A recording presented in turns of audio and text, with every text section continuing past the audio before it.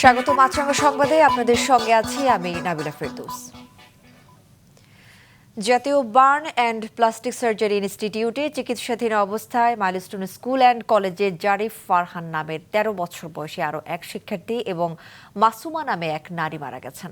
আইসিইউতে থাকা শিক্ষার্থী জারিফকে সকাল ৯টা ১০ মিনিটে মৃত ঘোষণা করেন চিকিৎসকরা। শিশুটির শরীরে ৪০% দগ্ধ ছিল। আর সকাল সোয়া ১০টার দিকে মাসুমা নামে স্কুলের এক নারী কর্মচারীর মৃত্যুর কথা জানানো হয়। তার শরীরে প্রায় ৯০% পড়ে গিয়েছিল। এ নিয়ে ওই ঘটনায় মৃতের সংখ্যা বেড়ে দাঁড়িয়েছে ৩৫-এ। আর সবশেষ তথ্য অনুযায়ী সংকটাপন্ন রোগী আছেন ৩ জন, আশঙ্কাজনক ১০ জন সহ ভর্তি রোগী আছেন ৩৮ জন।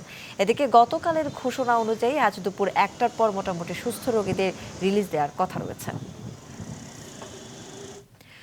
দর্শক, বার্ন ইনস্টিটিউট থেকে সবশেষ পরিস্থিতি সরাসরি জানাচ্ছেন স্টাফ রিপোর্টার বিপ্লব আহসান। বিপ্লব, হাসপাতালের সার্বিক পরিস্থিতি আমাদেরকে জানান।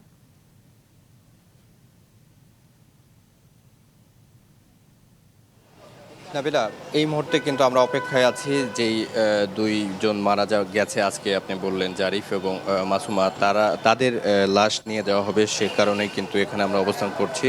আমরা যেমনটা জেনেছি যে তাদের আত্মীয় স্বজন ভিতরে গেছে, তবে এখনও তারা বের হয়নি, কিছুক্ষণের মধ্যে হয়তো বের হবে সেই অপেক্ষায় আমরা একদম যে প্রধান ফটক গেটে ঢোকার পরিবেশ সেখানে আমরা অবস্থান করছি। এবং আরও যেই তথ্যটা ছিল যে আজকে ১টার পর থেকে রিলিজ হবে, সেটির কিন্তু আমরা এখন পর্যন্ত কোনো প্রস্তুতি দেখিনি।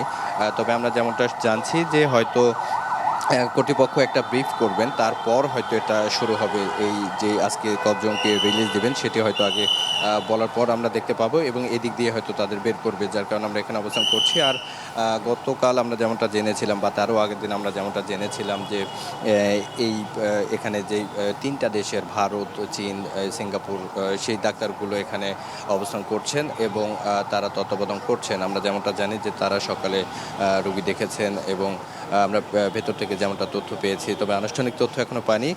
যতটুকু পেয়েছি যে তারা ঠিক একইভাবে দেখভাল করছেন। আপনি যেমনটা বললেন যে যারা খুব ইমার্জেন্সিতে ছিল ৩ জন এখন কিন্তু সেখানে জীবিত আছে, ৫ জন ছিল আজকে সকালে, সেখান থেকে ২ জন মারা গেছে। তো তাদের পরবর্তী কী অবস্থা হয় সব কিছু আসলে ব্রিফের পরেই জানা যাবে। তো এই ছিল মোটামুটি সর্বশেষ তথ্য। নাবিলা, বিপ্লব, আপনাকে ধন্যবাদ। হাসপাতালের সার্বিক পরিস্থিতি আমাদের জানালেন বিপ্লব আহসান।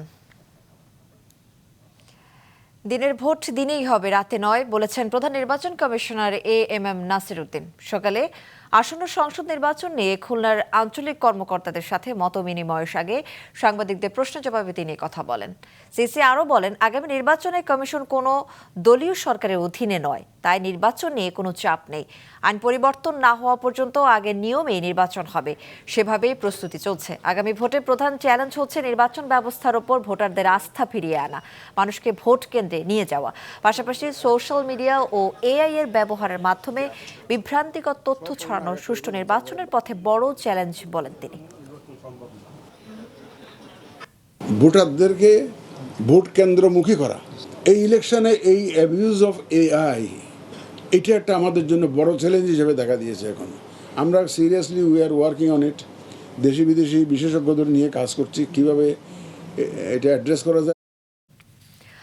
টানা কয়েক মাসের তীব্র প্রতিযোগিতা, সাফল্য ব্যর্থতার গল্প আর নানা নাটকীয়তার পর সমাপ্ত হলো দেশের রান্না বিষয়ক জনপ্রিয় রিয়েলিটি শো সেরা রাঁধুনি সিজন ৮। চূড়ান্ত পর্বে 4টি চ্যালেঞ্জে তুমুল প্রতিদ্বন্দ্বিতার পর বিচারকদের রায়ে এবারের সেরা রাঁধুনি হয়েছেন নারায়ণগঞ্জের নিশাত আঞ্জুম। দ্বিতীয় ও তৃতীয় হয়েছেন তামান্না ইয়াসমিন ও জুয়াইরিয়া কামাল। আরও জানাচ্ছেন নুরুন্নাহার উইলি।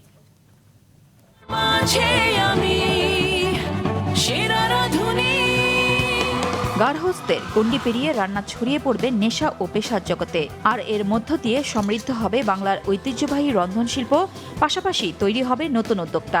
এই প্রত্যাশা নিয়ে 2 দশক ধরে নিরন্তর কাজ করে চলছে square food and beverage limited.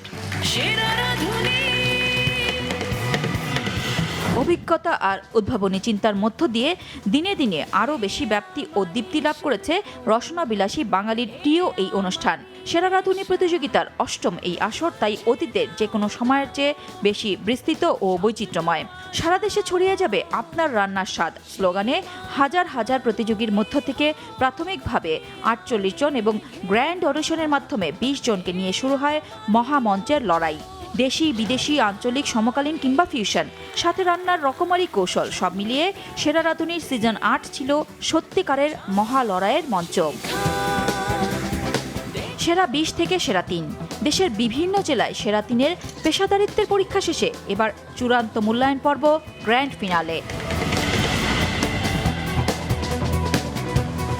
রাজধানীর চীন মৈত্রী সম্মেলন কেন্দ্রে বসেছিল জমজমাট সেই আয়োজন।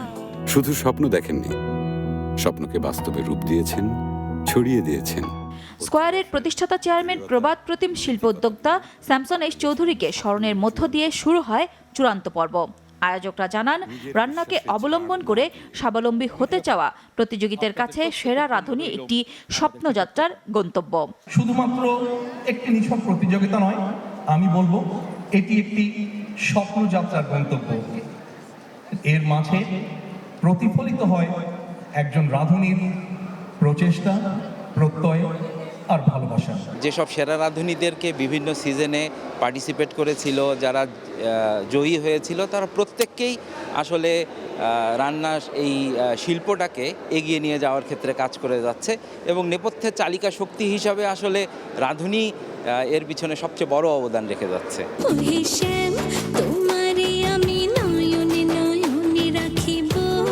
সেরা রাঁধুনি সিজন ৮-এর চূড়ান্ত পর্বকে স্মরণীয় ও বর্ণাঢ্যময় করতে আয়োজনের কমতি ছিল না।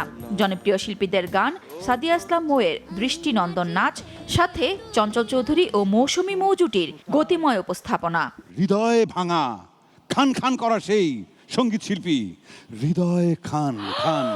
তবে প্রতিযোগিতার বিচারক চিত্রনায়িকা পূর্ণিমার ব্যতিক্রমী মিমিক্রি অনাবিল আনন্দ জুগিয়েছে উপস্থিত দর্শকদের মনে।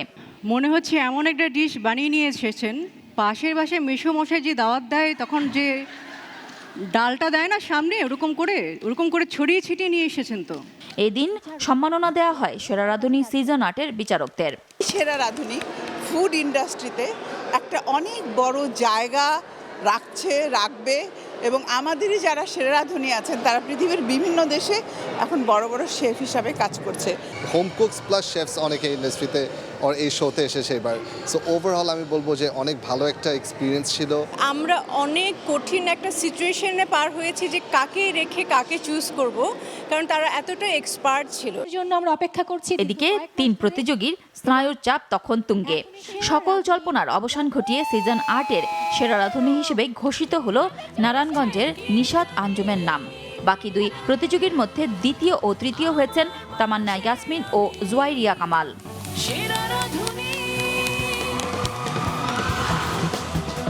আমাকে তো সবাই এখন বলছে যে তুমি তো শেফ হয়ে গিয়েছো, সো হোম কুক থেকে শেফ পর্যন্ত আসাটা ইটস অ্যামেজিং। সেরা রাঁধুনি আমাদের মতো সাধারণ রাঁধুনিদের জন্য যে পজিশন ক্রিয়েট করে, এটা আসলেই অনেক বড় কিছু আমাদের জন্য। এই প্ল্যাটফর্মটা অনেক বড়। আমি যেহেতু কুলিনারি সেক্টরে কাজ করি, তো আমার হচ্ছে একটা খেতাব বা অর্জন প্রয়োজন ছিল, সেটা যেহেতু আমাকে রাঁধুনি দিয়েছে, এখন আমি চাচ্ছি এটাকে ক্যারি করে সামনে অনেক ভালো কিছু করতে। এই আয়োজনের ইভেন্ট পার্টনার ছিল মিডিয়াকম, প্রচার সহযোগী দৈনিক কালের কণ্ঠ।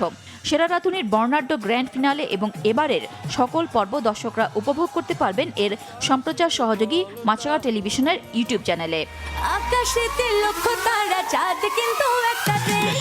নুরুন হাবিলি, মাছরাঙা সংবাদ, ঢাকা। এবার আন্তর্জাতিক প্রসঙ্গ। থাইল্যান্ড ও কম্বোডিয়ার মধ্যে চলমান সীমান্ত সংঘাতে নিহতের সংখ্যা বেড়ে দাঁড়িয়েছে ৩২ জনে। এর মধ্যে ১৯ জনই থাই নাগরিক। এছাড়া তীব্র এই লড়াইয়ে আহত হয়েছেন ১৩০ জনেরও বেশি। অবিলম্বে যুদ্ধবিরতির আহ্বান জানিয়েছে কম্বোডিয়া। জাতিসংঘে নিযুক্ত কম্বোডিয়ার রাষ্ট্রদূত সিয়া কেও বলেছেন তার দেশ নিঃশর্তভাবে সংঘাত বন্ধের আহ্বান জানিয়েছে। একই সঙ্গে তিনি বলেন তার দেশ এই বিরোধের শান্তিপূর্ণ সমাধান চায়। থাইল্যান্ড এখনও কম্বোডিয়ার প্রস্তাবের বিষয়ে প্রকাশ্যে কোনো মন্তব্য করেনি। এর আগে কম্বোডিয়ার সীমান্তবর্তী ৮ জেলায় সামরিক আইন জারি করে থাইল্যান্ড। এ ছিল এখনকার মতো। ফেসবুকে আপডেট পেতে ভিজিট করুন মাছরাঙা টেলিভিশনের পেজে, ইউটিউব চ্যানেলেও দেখতে পারেন আমাদের সংবাদ, প্রতিবেদন ও অনুষ্ঠান। আমাদের পরবর্তী সংবাদ দুপুর 2টায় দেখার আমন্ত্রণ।